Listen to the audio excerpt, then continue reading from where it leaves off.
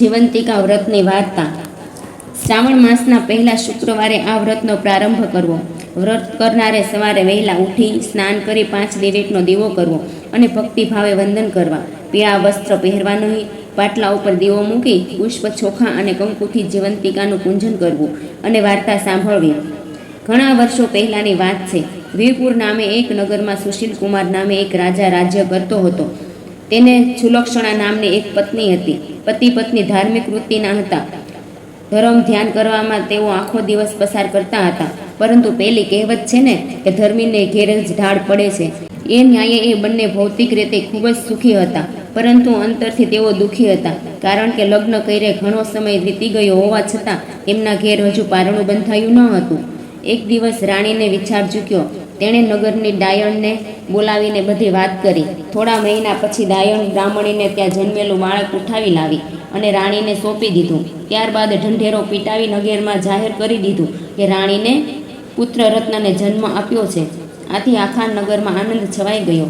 સૌ કોઈ ઉલ્લાસ મનાવવા લાગ્યો, પરંતુ જે બ્રાહ્મણીનો બાળક ગુમ થયો હતો તે સોધાર આંસુએ રડવા લાગી। તેના દિલમાં અને ઘરમાં ગમછીની થઈ ગઈ, પરંતુ તે બ્રાહ્મણી માં જીવંતિકાનું વ્રત કરતી હતી। આથી સ્વપ્નમાં આવીને માએ તેને આશ્વાસન આપતા કહ્યું, તું જરાય ચિંતા ન કરીશ, તારું બાળક જ્યાં હશે ત્યાં સલામત હશે, હું તેનું સદાય રક્ષણ કરીશ। આ વાતને ઘણા વર્ષો વીતી ગયા। પેલું બાળક મોટું થઈ ગયું। તેનું નામ અમરકુમાર રાખવામાં આવ્યું।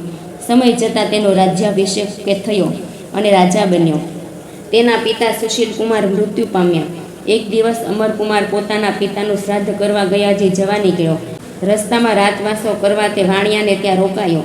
બ્રાહ્મણીને વચન આપ્યા મુજબ માં જીવંતિકા અમરકુમારનું રક્ષણ કરવા ત્યાં આવી પહોંચ્યા। હવે બન્યું એવું કે અમરકુમાર જે વાણિયાને ત્યાં ઉતર્યો હતો ત્યાં આજે તેના બાળકની છઠ્ઠીમાં લેખ લખવા વિધાતા આવી પહોંચ્યા, પરંતુ બારણામાં માં જીવંતિકાને ઊભેલા જોઈ વિધાતા સંતાઈને ઊભા રહ્યા। માએ વાતચીતમાં જાણી લીધું કે એ બાળકનું 6 દિવસ પછી મૃત્યુ થવાનું છે અને એ પ્રમાણે લેખ લખવા વિધાતા આવી પહોંચ્યા। આથી તેમને વિધાતાને આજ્ઞા કરી કે જ્યાં મારા પગલાં પડે ત્યાં કદાપી અમંગળ થાય નહીં, માટે તારે આ બાળકનું દીર્ઘાર્યું લખવું પડશે। વિધાતાએ માની આજ્ઞા માથે ચડાવી। વાણિયાને આજની ખૂબ ચિંતા હતી, કારણ કે તેને ત્યાં આજ દિન સુધી જેટલા બાળકો જન્મ્યા તે 6 દિવસ પછી મૃત્યુ પામ્યા હતા। આજે પણ આ નવા બાળકના જન્મને 6 દિવસ થયા હતા। વિધાતા તેનો લેખ લખવા આવવાના હતા, પરંતુ વાણિયાના આશ્રય વચ્ચે તેનો છોકરો જીવતો રહી ગયો। આથી તે ખૂબ જ રાજી થયા અને મનોમન વિચાર કરવા લાગ્યા કે જરૂર આ અતિથિ સુકન્યાળ પગલાંનો હોવો જોઈએ, નહીંતર મારું બાળક આજે જીવતું ન હોત। આથી તે અતિથિ બનેલા અમરકુમારની ખૂબ સારી રીતે ખાતર બરદાસ્ત કરવા લાગ્યો। થોડો સમય રોકાયા પછી અમરકુમાર જવા નીકળ્યો ત્યારે વાણિયાએ પાછા ફરી પોતાને ત્યાં આવવાનો આગ્રહ કર્યો। અમરકુમારે હા પાડી અને ત્યાંથી ચાલતો થયો। ગયાજી પહોંચ્યા પછી અમરકુમાર પિંડ ધરાવતા નદીમાં ઉતર્યો। ત્યાં તેના આશ્ચર્ય વચ્ચે નદીમાંથી 2 હાથ બહાર આવ્યા। તેણે ચૂપચાપ એ હાથમાં પિંડ મૂકી દીધો। ત્યારબાદ તે ફરતો ફરતો ફરી પાછો એ વાણિયાના ઘેર આવી પહોંચ્યો। એ દિવસે વાણિયાના ઘેર બીજા બાળકનો જન્મ થયો હતો। આજે 6ઠ્ઠો દિવસ હતો। વાણિયો અમરકુમારને પોતાને ઘેર આવી પહોંચેલો જોઈ ખૂબ રાજી થયો।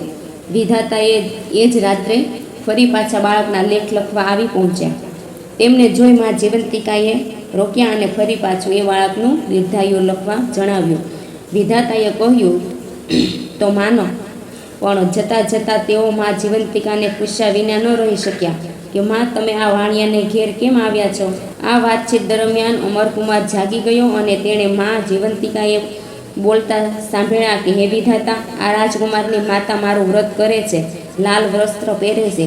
શુક્રવારે તે પીળા વસ્ત્રો પહેરતી નથી કે પીળા માંડવા નીચે જતી પણ નથી, ચોખાનું પાણી ઓળંગતી નથી, માટે મારે આ રાજકુમારનું રક્ષણ કરવા આવવું પડે છે।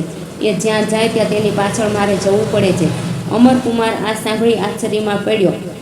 તેણે આ વિશે તપાસ કરવાનો મનમાં નિશ્ચય કર્યો। બીજા દિવસે તે વાણિયાની રજા લઈ ચાલી નીકળ્યો અને મહેલમાં આવીને રાણીને પૂછવા લાગ્યો, માં, તમે ક્યું વ્રત કરો છો? માએ આશ્ચર્ય પામી કહ્યું, બેટા, હું તો એકેય વ્રત કરતી નથી। આ સાંભળી અમરકુમારને ખાતરી થઈ ગઈ કે મારી માં બીજી જ છે। તે આખી વાત સમજી ગયો। શ્રાવણ માસ આવ્યો એટલે શુક્રવારના દિવસે અમરકુમારે નગરમાં ઢંઢેરો પીટાવ્યો કે આજે નગરમાં ઉત્સવ મનાવવાનો છે, માટે સૌએ પીળા વસ્ત્રો પહેરીને જમવા આવવું. સૌ કોઈ જમવા આવ્યા. અમરકુમારે પોતાના ગુપ્તચરને પૂછ્યું કે હજુ કોઈ જમવામાં બાકી નથી ને? ત્યારે તેણે જવાબ આવ્યો કે મહારાજ, એક બ્રાહ્મણે જમવા આવવાની ના પાડે છે, કારણ કે આજે એને જીવંતિકાનું વ્રત રાખ્યું છે. આથી તે પીળા વસ્ત્રો પહેરીને જમવા આવી ન શકે. આ સાંભળી અમરકુમાર ખુશ થઈ ગયો. તેણે તાબડતોડ એક દાસી મારફતે અન્ય રંગના કપડાં મોકલાવી એ બ્રાહ્મણીને બોલાવી. બ્રાહ્મણીએ કપડાં પહેરી મહેલમાં આવી. અમરકુમાર અને બ્રાહ્મણીની નજર એક થઈ ત્યાં તો સૌના આશ્ચર્ય વચ્ચે બ્રાહ્મણીના સ્તનમાંથી દૂધની સેરો છૂટી અને અમરકુમારના મોં પર પડી. આ જોઈ સૌ કોઈ આશ્ચર્યમાં પડી ગયા અને અંદરો અંદર વાતો કરવા લાગ્યા. અમરકુમાર માને ભેટી પડ્યો. બ્રાહ્મણીએ આશ્ચર્ય પામી અમરકુમારને પૂછ્યું, બેટા, તે મને કેવી રીતે ઓળખી કાઢી? તેના જવાબમાં અમરકુમારે મા જીવંતિકાએ કહેલી વાત કહી સંભળાવી અને ગયાજી નદીમાં હાથના દર્શન થયા તે વાત પણ કરી. એ પછી બ્રાહ્મણીને અમરકુમારે મહેલમાં જ રાખી. બસ ત્યારથી જ નગરની બધી સ્ત્રીઓ પોતાના બાળકોની રક્ષા માટે મા જીવંતિકાનું વ્રત કરે છે. મા જીવંતિકાનું વ્રત શરૂ કર્યું. એમાંથી એક સ્ત્રીએ એ બ્રાહ્મણીને પૂછ્યું કે આ વ્રત શી રીતે થાય? તેના જવાબમાં એ બ્રાહ્મણીએ કહ્યું, બહેન, શ્રાવણ માસના શુક્રવારે આ વ્રત કરવું. એ દિવસે માતાજી સમીપ ધૂપ દીપ કરવા, તેમની પૂજા કરવી અને બાળકોના રક્ષણ માટે પ્રાર્થના કરવી. નૈવેદ્યમાં સાકરનો કંસાર ધરાવવો તથા એકટાણું કરવું. એ દિવસે જૂઠું ન બોલવું, કોઈની નિંદા ન કરવી અને પીળા વસ્ત્રો ન પહેરવા, પીળા અલંકારો ન પહેરવા, પીળા માંડવા નીચે બેસવું નહીં કે ચોખાના પાણીને ઓળંગવું નહીં, લાલ વસ્ત્ર પહેરવા. આમ આ વ્રત 9 વર્ષ સુધી કરવું. ત્યારબાદ આ વ્રત ઉજવતી વખતે એક સૌભાગ્યવતી સ્ત્રી, એક કુમારિકા અને એક બાળકને બોલાવી તેમની પૂજા કરવી અને જમાડવા. આથી બાળકો પર માની અમી દ્રષ્ટિ રહે છે અને દીર્ઘાયુ બને છે.